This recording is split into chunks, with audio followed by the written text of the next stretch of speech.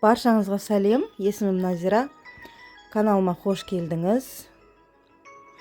Бүгін етсіз орама жасаудың рецептісімен бөліскім келіп отыр. Егерде осы үйіңізде ет болмай қалған жағдайда осылай тамақ істеп жіберсеңіз өте дәмді және жылдам дайын болады. Видеомды соңына дейін қарап, каналыма тіркеліп, лайк басып, егер видеом ұнаса, достарыңызбен бөлісіп қойыңыз. Осылай менімен бірге жасап көріңіз, міндетті түрде өте дәмді пісіп шығатын тағам. Ет болмай қалған жағдайда осылай кешкі асқа тамақ дайындап жіберсеңіз өте керемет. Бұл тағамды дайындау үшін мен ең алдымен ұнымды илеп аламын. 350-400 грамм ұнды.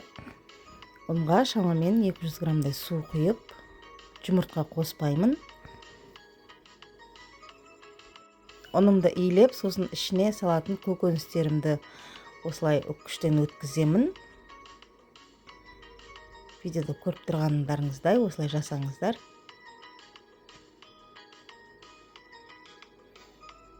Жуаны көбік етіп майдалап тураймын, және де менде үйде кішкене тауықтың еті бар екен, соны қосып жібердім, дәмі шықсын деп.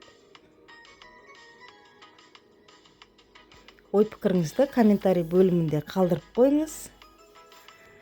Алдағы уақытта менен қандай рецепттер күтесіз, соны да жазып қойыңыз.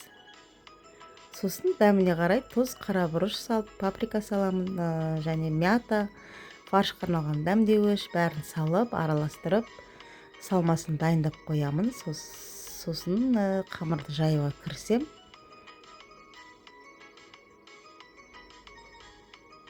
Осылай екі бөлікке бөліп аламын, суала жасап, кішкене 5-10 минут қойып қоямын. Енді қамырды кәдімгідей мантының қамырындай етіп, жұп-жұқа етіп жайып аламын.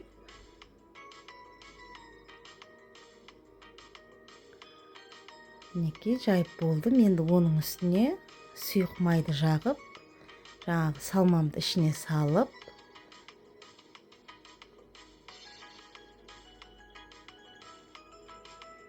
өте жылдам дайын болатын тағам, және де дәмді.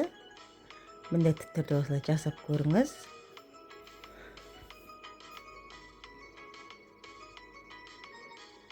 Бүкіл қамырымды осылай жайып, ішіне салмасын салып, мантываркеге салып, жаңағы 40 минут, 45 минут пісіріп алам. Өте дәмді болып шығады. Осылай жасап көріңіз міндетті түрде. Видеомды соңына дейін қарап, лайк басып, каналыма тіркеліп қойғаныңыз үшін сізге көп рахмет. Асыңыз дәмді болсын. Арнамда келесі кездескенше аман сау болыңыз. Осылай міндетті түрде жасап көріңіз. Өте жылдам дайын болады, және де үйдегі бар азық-түлікпен алып тез жасай салуға болады. Асыңыз дәмді болсын.